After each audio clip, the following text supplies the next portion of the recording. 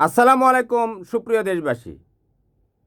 শেখ হাসিনা ভারতে বসে বসে তার হম্বিতম্বি এই দিন চলে আসব, ওই দিন চলে আসব, টুস করে ঢুকে পড়ব, এই সমস্ত কথা বলে দেশের মধ্যে টেনশন তৈরি করছে। আসলে বাংলাদেশের মানুষ কি টেনশনও রয়েছে? শেখ হাসিনার যে সমস্ত ওই ছাপড়ি মিডিয়া রয়েছে, যে সমস্ত ব্লগার ইউটিউবার, তারা কিন্তু প্রচারণা চালাচ্ছে, বলছে যে শেখ হাসিনার কথা শুনে দেশের মানুষ আতঙ্কিত হয়ে পড়ছে। বুঝতে পেরেছেন? ও জুলাই যোদ্ধারা, সরকার সবাই আতঙ্কিত, তারা নিজেরা নিজেরা প্রচার করছে আর কি। তো জুলাই যোদ্ধারা বা বিএনপি, জামাত, হেফাজত এরা যদি আতঙ্কিত হয়, তাহলে শেখ হাসিনাকে কেন পালাতে হয়েছে 5 আগস্ট 2024 সালে? সেটা কি ছিল? শেখ হাসিনা তো তার নেতাকর্মীদের সাথে ওই হোয়াটসঅ্যাপে উঠোন বৈঠকে বলে যে তাকে হত্যা করার জন্য এসেছিল, কয়েক ঘন্টার ভিতরেই তাকে চলে যেতে হয়েছে। তাহলে সেটা কী ছিল? পরাজয়। বুঝতে পেরেছেন? অন্তর্জালা। তারপর বলে সে নেতাকর্মীদের উস্কানি দিচ্ছে আর কি, মান সম্মানের ভয়ে সে তার বোনকে নিয়ে চলে এসেছে। ওই যে ইঙ্গিত দিচ্ছে আর কি, বুঝতে পেরেছেন? মান সম্মানের কিসে ভয়? বাংলাদেশের মানুষ এত অরুচিকর হয়ে যায়নি যে বুড়িকে তারা ধরবে। ওই বুড়ি মুড়ি এই দেশের মানুষ এগুলো ওই পচা জিনিস, ঠিক আছে? বাংলাদেশের মানুষ এত রুচি নষ্ট হয়ে যায়নি, এটা মনে রাখতে হবে। মান সম্মানের কথা বলছে সে, বুঝতে পেরেছেন? তো ওটা তো বলতে পারে না মুখ খুলে, ইঙ্গিত দিচ্ছে আর কি, যে আকলমাতকালী ইশারা কাঁপিয়ে মান সম্মান রক্ষা করার জন্য সে চলে গেছে। বাংলাদেশের মানুষ যে বীর দর্পে গণভবন ঘেরাও দিয়েছিল, হ্যাঁ, তারা সেদিন শেখ হাসিনাকে পেলে হয়তো এই গণপিটুনি দিত, এটা নিশ্চিত। এদেরকে আসলে ধরা যায় না। তো এই সমস্ত বিদেশি চর, সে তো ভারতীয় চর, বিদেশি চরেরা সবসময় কিন্তু তাদের পালানোর জায়গা রাখে, এদেরকে কখনোই ধরা যায় না। আপনি দেখেন, এই যে সিরিয়ার বাশার আল হাসিনা, সে রাশিয়াতে পালিয়ে গেছে, তাকে কি ধরা গিয়েছে? ধরা যায়নি, কাউকে ধরা যায় না। তারপরে এই যে এই বেন আলী, মরক্কোর বেন আলী, সে পালিয়ে গিয়েছে। দুঃখিত, তিউনিসিয়ার ওই প্রধানমন্ত্রী, সেও পালিয়ে গেছে ওই যে আরব বসন্তের সময়, এদেরকে পাওয়া যায় না। তার নামটা কি আমি ভুল বলে ফেললাম নাকি? যাই হোক, তিউনিসিয়ার প্রেসিডেন্ট আর কি, সে পালিয়ে গেছে আরব বসন্তের সময়। এরপর মনে করেন শেখ হাসিনা পালিয়ে গেছে। হ্যাঁ, তারপরে এই যে শ্রীলঙ্কার রাজাপাকসে পালিয়ে গেছে, কারণ এদের সবসময় হেলিকপ্টার রেডি থাকে, টাকার বস্তা, ডলারের বস্তা গোছানো থাকে। কথা বুঝতে পেরেছেন? কারণ এরা তো একটা কঠোর প্রহরায় থাকে, দেশি বিদেশি গোয়েন্দা সংস্থা, এরা তো এদের এই সমস্ত এদের বাড়ির উপরে ছাদের মধ্যে হেলিকপ্টার ল্যান্ড করে। কথা বুঝতে পেরেছেন? কারণ যারা দেশপ্রেমহীন, নিজের দেশের মানুষের উপর জুলুম করে, তাদেরকে পালাতে হয়। তো সেখান থেকে সে ওই হম্বিতম্বি চিৎকার করছে আর কি, ভয়ার তো চিৎকার করছে। আসলে সে নিজেই ভয়ে আছে, সে নিজে ভয়ে পালিয়ে গেছে। তবে বাংলাদেশের মানুষের মধ্যে তো কিছু অস্বস্তি রয়েছে। শেখ হাসিনার নাম শুনলে বাংলাদেশের মানুষ ভয় পায় নাকি অস্বস্তিতে রয়েছে, সেটা আমি বলছি। সে যে নৃশংস হত্যাকাণ্ডগুলো গুম খান বাংলাদেশে করেছে, সেটা তো অনস্বীকার্য। প্রত্যেকের তো পরিবার রয়েছে, তাই না? একটা মানুষ রাজনীতি করবে, সে তো মন্ত্রী প্রধানমন্ত্রী হবে না। একটা দলের কর্মী সমর্থক, বড় জোর একটা ওয়ার্ডের প্রেসিডেন্ট বা একটা জেলার প্রেসিডেন্ট হওয়া, সে তো মন্ত্রী, প্রধানমন্ত্রী, এমপি হয় না। কিন্তু শেখ হাসিনা সেই দলের কর্মীদেরকে যে নৃশংসভাবে গুম খান করে নিস্তব্ধ করে দিতে চেয়েছিল, সেটাতে সফল হয়েছে। কিছুটা ভয় তো সে জাগাতে পেরেছে, কারণ সে এই যে আমাদের দেশপ্রেমিক সেনা অফিসারদেরকে, তাদের যে নারকীয় হত্যাকাণ্ড সে করেছে, এটা তো অনস্বীকার্য। যে কোনো মানুষ ভয় পাবে। তাদেরকে যেভাবে আগুন দিয়ে কি করেছে আপনারা তো জানেন, তাই না? সুয়ারেজের লাইনে ফেলে দিয়েছে। আপনি তো রাতকে ভয় পাবেন, রাত হলে অন্ধকার আসে, অন্ধকারে ভূত প্রেত, চোর ডাকাত খুনি, এগুলো সবাই বের হয়। শেখ হাসিনা হচ্ছে অন্ধকারের নিশিচর, ভয়ার্ত, পেতনির আকার সে ধারণ করে বাংলাদেশে বিচরণ করেছে। আর ভয়ার্ত মানুষের আর্তনাদ, এখানে সেখানে দেখা গেছে যে বিএনপি, শিবির, জামাতের নেতাকর্মীদের তাদের লাশ পাওয়া যেত। কথা বুঝতে পেরেছেন? সে তো বিভিন্ন গ্রামে, মাঠে ঘাটে বিভিন্ন বিরোধী দলীয় নেতাকর্মীদের এই লাশ পেয়ে যেত। এগুলো কে ফেলতো? এগুলো এই আশেপাশের তার যে আওয়ামী লীগের যে বন্ধুবান্ধব রয়েছে, মনে করেন এই তারা কিন্তু, তাদের কিন্তু একটা গুপ্ত হত্যাকারী বাহিনী রয়েছে। এই উপজেলার লোক গিয়ে ওই উপজেলায় হত্যা করে, ওই উপজেলার লোক গিয়ে ওই উপজেলায় হত্যা করে, যাকে চিনতে না পারে। তো এলাকার লোকরা কি করে, কোনো এলাকায় যদি বিএনপি, জামাত বা শিবিরের লোক থাকে, সেটা তো আছে, তো তার এলাকার তার প্রতিবেশী এগুলো মনিটরিং করে ওই পাশের যে উপজেলা, সেখানে যে তাদের নেতাকর্মী রয়েছে তাদেরকে দিয়ে এদের বাড়িতে ডাকাতি করায় এবং হত্যা করায়। আবার এরা গিয়ে ওই পাশের গ্রামে করে আর কি। কথা বুঝতে পেরেছেন? অর্থাৎ গোপালগঞ্জের যে আওয়ামী টেররিস্টরা রয়েছে, সমর্থকরা রয়েছে, তারা মনে করেন টুঙ্গিপাড়ায় গিয়ে ডাকাতি করে, হত্যাকাণ্ড করে, আর টুঙ্গিপাড়ার লোকজন এসে গোপালগঞ্জে করে। কথা বুঝতে পেরেছেন? অর্থাৎ অদল বদল আর কি, যাতে করে ওই চেনা না যায়। এলাকার মানুষ যদি এলাকাতে ডাকাতি করে বা হত্যাকাণ্ড করে, তাহলে কোনো রকম অ্যাক্সিডেন্টলি যদি ধস্তাধস্তির মধ্যে যদি চিনে ফেলে, তাহলে তো সমস্যা রয়েছে। এটা হচ্ছে আওয়ামী লীগের নেতাকর্মীদের অপকৌশল। ওই দেখেন ইলিয়াস আলীর বাড়ি হচ্ছে সিলেট। হ্যাঁ, তাকে হত্যা করেছে কে? ওই যে ওই আর নাম কি, জিয়াউল হাসান। এলাকার লোক দিয়ে কিন্তু হত্যা করায়নি। হ্যাঁ, তাহলে চিনে ফেলবে তো। কথা বুঝতে পেরেছেন? তারপরে এই যে এই বাগেরহাটের যে পুলিশ লীগের সদস্য, এই যে আরাফাত, সে কি করেছে? আশুলিয়ার সাভার থানার মধ্যে মানুষকে জীবন্ত কি করেছে আপনারা জানেন। এগুলো মিডিয়াতে বলা যায় না। আগুন দিয়ে কি করেছিল সেটা তো আপনারা জানেন। 7 জন যুবককে তাদের উপর কি নৃশংসতা চালিয়েছিল। তাহলে মনে করেন বাগেরহাট থেকে এসে আশুলিয়ার সাভারে তারা হত্যাকাণ্ড করবে, আর আশুলিয়ার সাভারের লোকেরা যে খুলনায় ওই বিএনপি জামাতের নেতাকর্মীদেরকে হত্যা করবে, যাতে করে চিনতে না পারে। আপনার ওই যে বাগেরহাটের যে আরাফাত, সে তার এলাকায় ভদ্র, ভালো, বুঝতে পেরেছেন? তার এলাকায় খুবই ভদ্র, ভালো, কিন্তু সে আশুলিয়া এসে এই মানুষের সাথে কি নৃশংসতা করেছে। কথা বুঝতে পেরেছেন? আবার আশুলিয়ার যে নৃশংস জাঙ্গিয়া আওয়ামী লীগের সমর্থকরা রয়েছে, সে আবার খুলনায় গিয়ে আরেকজনের সাথে করবে, সিরাজগঞ্জের সাথে গিয়ে করবে। বুঝতে পেরেছেন? সিরাজগঞ্জের বিএনপি জামাতের যে নেতাকর্মী তাদের সাথে করবে, বগুড়ায় গিয়ে করবে। অর্থাৎ তারা এক অঞ্চলের লোক গিয়ে আরেক অঞ্চলে করে, এক এলাকার লোক গিয়ে আরেক এলাকার মধ্যে হত্যাকাণ্ড করে, ডাকাতি করে, যাতে চিনতে না পারে। কথা বুঝতে পেরেছেন? এ হচ্ছে এই জাঙ্গিয়াদের কাজ। তো শেখ হাসিনার ভয় তো মানুষ আটকে উঠবে, কারণ সে ভয়ার্থ, কারণ সে পেতনি, সে ডাকুলা, ভয়ঙ্কর, জাঙ্গিয়া, হত্যাকারী। আপনি মনে করেন একটা মানুষের পরিবার রয়েছে, সে চিন্তা করে তাকে যদি সরিয়ে দেওয়া হয়, তাহলে তার স্ত্রী আছে, সন্তান আছে। আপনারা দেখেছেন এই যে শিশুর আমিষা, 7 বছর বয়স, 8 বছর বয়স, তাকে বর্ষণ করে ফেলেছে। এখন একটা পরিবারের কর্তা সে চিন্তা করে, সে যদি এই রাজনীতি করার জন্য হত্যাকাণ্ডের শিকার হয়, তার 8 বছর 9 বছরের শিশুটাকে আরেকজনের লোলুপ দৃষ্টি পড়বে, তার মেয়েটাকে আরেকজন বর্ষণ করে দিবে, তার স্ত্রীর কাপড় টেনে ধরবে। সে কারণে সে অত জোরে সরে, শেখ হাসিনা যখন সারা দেশব্যাপী এই কর্মকাণ্ডগুলো করেছে, তখন মানুষের মধ্যে দেখবেন যে রাজনৈতিক বিমুখতা এসে গেছে। 15 বছর 7 মাস তো। কথা বুঝতে পেরেছেন?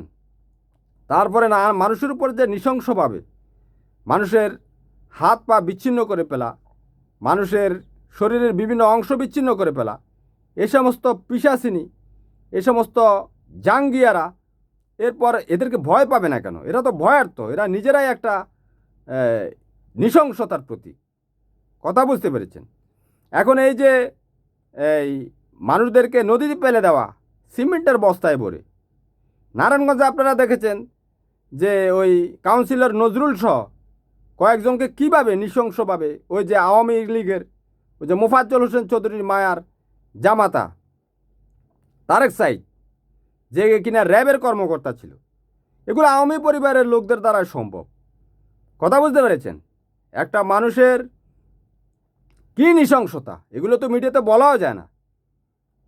মানুষের সাথে যে কর্মকাণ্ড তারা করে ফেলেছে, মানুষের শরীর থেকে তার কি বলবো, আপনারা তো বুঝেন কিভাবে ইট পাথর এবং সিমেন্টের বস্তা দিয়ে সেই 7 জনকে ডুবিয়ে দিয়েছিল। তাহলে এগুলো তো ভয়ার্থ, মানুষ তো আত্মচিৎকার শুরু হয়ে যাবে। প্রত্যেক পিতামাতা তার সন্তানকে ভালোবাসে। শেখ হাসিনার প্ল্যান ছিল তার পিতামাতা থেকে তার সন্তানকে চিরতরে শেষ করে দেওয়া। এগুলো তো ভয়ার্থ কাজ, তাই না? এই কারণে শেখ হাসিনাকে মানুষ ভয় করে, কারণ সে একটা নৃশংসতার প্রতীক, সে একটা হিংস্র রাক্ষসী। কিন্তু শেখ হাসিনা কি ভয় পায় না? সেও তো ভয় পায়। মানবতার দেয়াল যখন তৈরি হয় তখন এই সমস্ত পৈশাচিকরা টিকতে পারে না। তাদের সে ভয়ার্থ বাহিনী যারা দেশের মানুষকে চারদিক থেকে হত্যাকাণ্ড, গুম খান এগুলো করেছিল, তারা তো 5 আগস্ট 2024 সালে পালিয়ে গেছে। 2-2.5 লক্ষ পুলিশ অস্ত্র নিয়ে পালিয়ে গেছে, অস্ত্র ছেড়ে দৌড়ে পালিয়ে গেছে। সেটা কেন গিয়েছে? কারণ দিন শেষে পৃথিবীর সমস্ত কিছুর শেষ আছে, ঠিক আছে? শেখ হাসিনারও সমাপ্তি হয়েছে। শেখ হাসিনা ভয়ে পালিয়েছে, এখন সে ভয় দেখাচ্ছে। যেহেতু সে পালিয়েছে, বাংলাদেশে কেউ তো পালায়নি, বাংলাদেশের লোক তো বাংলাদেশেই রয়েছে। সে বাংলাদেশের মানুষকে এই পাকিস্তানি বলে ট্যাগ দিচ্ছে, অথচ সে ভারতে বসে আছে। বাংলাদেশের একটা মানুষও কিন্তু পাকিস্তান যায়নি। যেহেতু সে ভারতীয় রাজাকার, সে বাংলাদেশের মানুষকে যারা বাংলাদেশে রয়েছে তাদেরকে পাকিস্তানি রাজাকার বলছে। কি হাস্যকর! কথা বুঝতে পেরেছেন? তো এই কারণেই তার হম্বিতম্বি, যেহেতু সে নিরাপদ দূরত্বে রয়েছে, ভারতে রয়েছে, সে চাচ্ছে তার নেতাকর্মীদেরকে, যে সমস্ত অবুঝ না, এগুলো মূর্খ, গন্ডা মূর্খ, মানসিক বিকারগ্রস্ত, এটা অসুখ না, এরা জাঙ্গিয়া, নৃশংস, নোংরা। বুঝতে পারিনি ওই যে তারেক সাইদ কীভাবে হত্যাকাণ্ড করেছে। জিয়াউল হক, দুঃখিত, জিয়াউল হক না, জিয়াউল আহসান, সে র্যাবে থেকে হাজার হাজার মানুষকে কীভাবে সিমেন্টের বস্তা দিয়ে, ইটের বস্তা দিয়ে সে নদীতে ভাসিয়ে দিয়েছে। তো তারা তো ভয়ঙ্কর, কিন্তু এরাও তো আবার 5 আগস্ট ভীত সন্ত্রস্ত হয়ে পালিয়ে যাচ্ছিল। এই যে জিয়াউল আহসান, তাকে এয়ারপোর্ট থেকে পালিয়ে যাওয়ার সময় ধরা হয়েছিল। তো পলাতক যে নৃশংসরা, তারা কখনো ফিরে আসতে পারে না। কথা বুঝতে পেরেছেন?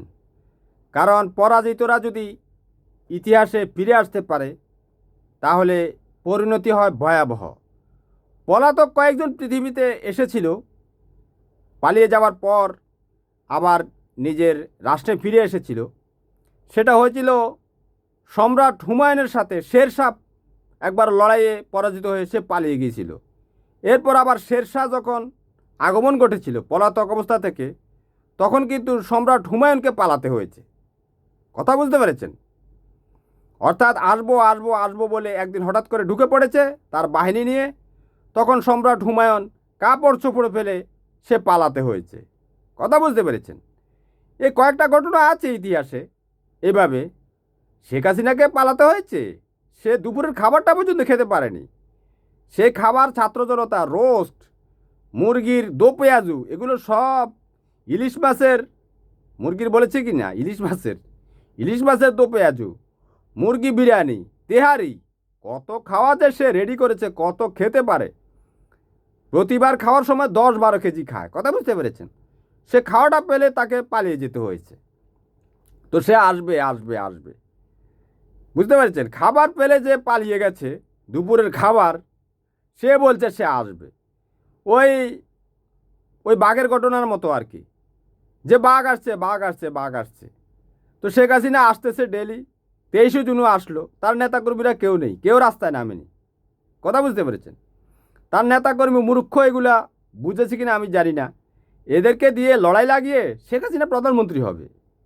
এ সমস্ত গোলাম, এই গোলামেরা কি হবে? কিছু হবে না। নিজ দেশের মানুষের সাথে লড়াই করার জন্য লড়াই তারা করেছে। 5 আগস্টের আগে বাংলাদেশের মানুষ দেখেছে না, তারা M16 রাইফেল, হক স্টিক, রামদা, AK-47 রাইফেলস, পুলিশ লীগের সাথে তারা একসাথে মিলেমিশে, এগুলো তো কথার প্রসঙ্গে আসবে। তারা নেমেছে না, তারা পালিয়ে গেছে, পরাজিত হয়ে পালিয়ে গেছে। গণপিটুনি খেয়েছে তো, গণপিটুনি খেয়েছে। পালা রাস্তায় যখন মানুষের সামনে, লক্ষ লক্ষ মানুষের সামনে পড়ে গেছে, 430টার মতো থানা নাই হয়ে গেছে, পুলিশ লিগ পালাতে হয়েছে অস্ত্র শস্ত্র রেখে। তাহলে তারা কি ভয় না পেলে পালিয়েছে? তো সে নিজেই ভয়ার্ত, সে নিজে ভয়ে পালিয়ে গেছে। ও ভারত থেকে বসে নিরাপদ দূরত্বে থেকে টুস করে ঢুকবো, টাস করে ঢুকবো, এগুলো বলছে। এগুলো বলে লাভ নেই। আওয়ামী লীগের নেতাকর্মীরা মেসেজ করে, কমেন্ট করে, ধরবে, এগুলো বলে লাভ নেই। এরপরের পরিণতি খারাপ হবে। রেডি হয়ে যাও, ঠিক আছে? বাংলাদেশের মানুষ তোমাদেরকে চিনে ফেলেছে।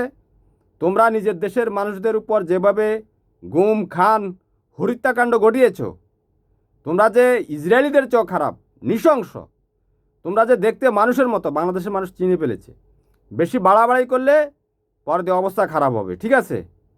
ভালো হয়ে যাও। তোমাদের ব্রেন ওয়াশের দরকার আছে। আর মাথায়টা প্রত্যেক দিন সাবান দিয়ে ধুবে। মাথায়টা তোমাদের এই আওয়ামী লীগের নেতাকর্মীদের বলছি, এটা সাবান দিয়ে শ্যাম্পু দিয়ে ধুলে লাভ হবে না। কারণ এটার ভিতরে তো শেখ মুজিবের গোবর ঢুকে গেছে। তোমাদের কথা বুঝতে পেরেছ? ওই তোমাদের মাথার মধ্যে শেখ মুজিবের বক্তৃতা ঘুরে, আমরা তো বুঝি। ওই বক্তৃতা শুনে লাভ নেই, বক্তৃতা দিয়ে কিছু হয় না। ওই শেখ মুজিবরা বক্তৃতা দেয়, আর কেউ এই সম্ভ্রম দেয়, জীবন দেয়, তারপর শেখ মুজিবরা এসে গদির মধ্যে বসে। এরপর দুর্ভিক্ষ লেগে দেশের মানুষ মরে, যুদ্ধেও মানুষ মরে, এ শেখ মুজিবরা সম্পদও চুরি করে। এ তোমাদের এই শেখ মুজিব এই বাংলাদেশের সাথে পাকিস্তানের সাথে লাগিয়ে দিয়ে ওই ক্ষমতার জন্য বক্তৃতা দিত, বক্তৃতা দিয়ে মানুষকে উস্কানি দিত। ওই মানুষকে উস্কানি দিয়ে যুদ্ধের মুখোমুখি করে এরপরে স্যালেন্ডার করে পালিয়ে যায়। স্যালেন্ডার করেছে, ঠিক আছে, স্যালেন্ডার করেছে, পালিয়ে যায়নি, স্যালেন্ডার তো করেছে। তো তার নেতাকর্মীরা তো কেউ যুদ্ধ করেনি।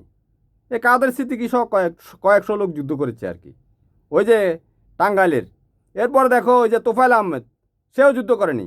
ভারতের ওই কলকাতার ওই বেইলি রোডে সেখানে শুয়েছিল।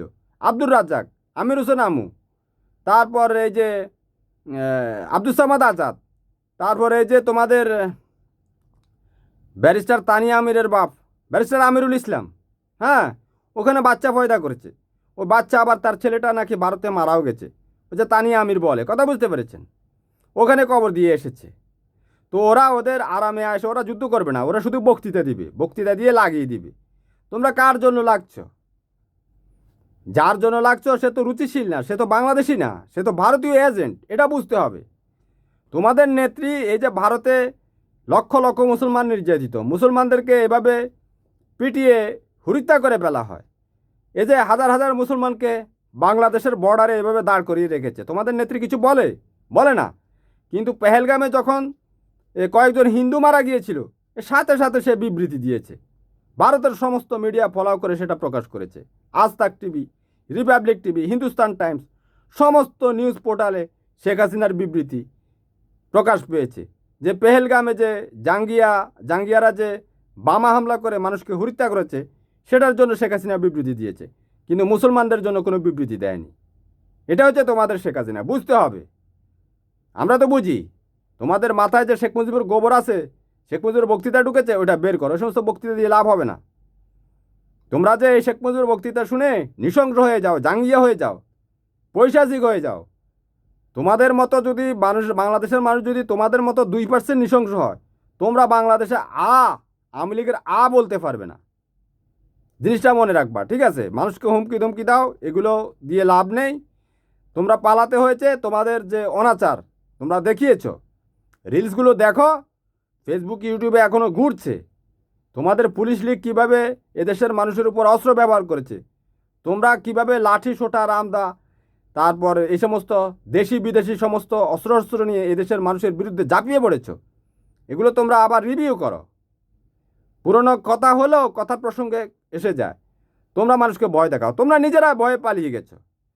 কারণ পৃথিবীতে যে সমস্ত অনাচার করে, যারা নির্যাতন করে, যারা মুসলিম, তাদেরকে একসময় পালাতে হয়, ঠিক আছে? গাদ্দাফি পালিয়ে গেছে লিবিয়ার, ইরাকের সাদ্দাম পালিয়েছে, সিরিয়ার বাশার আল হাসিনা পালিয়েছে, হ্যাঁ, ইয়েমেনের আবু আবদুল্লাহ সালেহ পালিয়েছে, শ্রীলঙ্কার রাজাবাক্সে পালিয়েছে, তোমাদের আম্মু শেখ হাসিনাও পালিয়েছে। তার জীবনের ভয় আছে, সে ভয়ে পালিয়েছে। কারণ সে তো বাংলাদেশ থেকে লক্ষ লক্ষ কোটি টাকা লুটে নিয়েছে, সে টাকা সে ভোগবিলাস করবে। তোমাদেরকে দিয়ে সে এখন লড়াই লাগাতে চাচ্ছে। কার জন্য লড়াই করবে? কী লাভ হবে? তুমি যদি পিটুনি খাও, আঘাত তোমার কাছে লাগবে। সে নিরাপদে আছে, সে চাচ্ছে তুমি পিটুনি খাও। পিটুনি খেলে তোমার মধ্যে একটা ক্ষিপ্ততা তৈরি হবে, ঠিক আছে? সেই ক্ষিপ্ততা দিয়ে তুমি আরেকজনের সাথে লড়াই করে আরেকজনের জীবন নিবে। তোমরা জীবন নিয়েছো না? তোমাদেরকে শেখ হাসিনা, তোমাদেরকে বিএনপি জামাতের লোকেরা কি 5 আগস্টের আগে কোনো কিছু করেছে? করেনি তো। 5 আগস্টের আগে কোনো কিছু করেছে? করেনি। তোমরা সে হেফাজতের ইসলামের দিনও তোমরা এই রাত্রে বিভিন্ন দেশি বিদেশি অস্ত্র নিয়ে পুলিশের সাথে নেমে পড়েছিল, ঠিক আছে? এদেশের মানুষের উপর হত্যাকাণ্ড ঘটিয়েছ। হ্যাঁ, তোমরা আমাদের দেশপ্রেমিক সেনা অফিসারদেরকে যেভাবে পিলখানায় হত্যা করেছে, সেই হত্যাকারীদেরকে তোমরা আওয়ামী লীগের লোকেরা মিছিল দিয়ে সেখান থেকে বের করে নিয়ে এসেছো। তোমাদের মিছিলের মাধ্যমে তোমরা মিছিল নিয়ে ঢুকেছো 10 জন, এরপরে দেখা গেছে 500 জন হত্যাকারীকে তোমরা একসাথে নিয়ে এই মিছিল নিয়ে বেরিয়ে গেছো, তাদেরকে নিরাপদে সরিয়ে দিয়েছো। বাংলাদেশের মানুষ এগুলো বুঝে, জানে। তোমরা 2012 সালে ওই যে ঢাকা অবরোধের সময় তোমরা সারা বাংলাদেশকে, ওই যে বিএনপির ঢাকা অবরোধের সময় তোমরা কীভাবে হত্যাকাণ্ড করেছো মনে আছে? বিশ্বজিৎকে কীভাবে নৃশংসভাবে রাস্তার মধ্যে ক্যামেরার সামনে ফেলে তোমরা এই হত্যা করেছিলে। রাজশাহীর ওয়াসেরেত আলীকে তোমরা যেভাবে এই হত্যা করেছিলে পিটিয়ে, মনে আছে? সারা দেশে যে এই দেশি বিদেশি অস্ত্র শস্ত্র নিয়ে তোমরা নেমেছিলে, ওই দিন 4 জন মানুষকে তোমরা পিটিয়ে হত্যা করেছো। শেখ হাসিনাকে গদিতে রাখার জন্য। তুমি আওয়ামী লীগ করো, এই জন্য বিরোধী দলকে হত্যা করে ফেলতে হবে? হ্যাঁ, 2014 সালে তোমরা নেমেছিলে না অস্ত্র শস্ত্র নিয়ে? এদেশের মানুষকে, নিজের এলাকার মানুষকে কারো কবজি কেটে নিয়েছো, কারো কত মানুষকে তোমরা পঙ্গু করে দিয়েছো, মনে নেই? 2018 সালে নিরাপদ সড়ক আন্দোলনের সময় সারা দেশে তোমরা জাঙ্গিয়া, ছাত্রলীগ, যুবলীগ যে সমস্ত দেশি বিদেশি অস্ত্র নিয়ে নেমেছিলে, মনে আছে? পুলিশ লীগের সাথে, মনে পড়ে না? মিডিয়াতে সেই ভিডিওগুলো আছে না? ফেসবুক, ইউটিউবে নেই? সবগুলো আছে। 2018 সালের নির্বাচনের সময় হাজার হাজার মানুষকে তোমরা হত্যা করেছো, পঙ্গু করেছো। বিএনপির এমপিদেরকে পর্যন্ত তোমরা আঘাত করেছো, গুলি করেছো। বর্তমান speaker major general mister Hafizuddin সাহেব বীর বিক্রম, ওনাকে পর্যন্ত তোমরা আঘাত করেছো, বাড়ি থেকে বের হতে দেওয়া নাই। এত শক্তিমত্তা তোমাদের। তোমরা দেশি বিদেশি অস্ত্র নিয়ে তার বাড়ি ঘেরাও দিয়ে বসেছিলে। তোমরা নোয়াখালী চাটখিলের ওই যে ব্যারিস্টার মাহমুদ্দিন খোকন, তাকে কিন্তু পুলিশ লীগ দিয়ে গুলি করিয়েছ।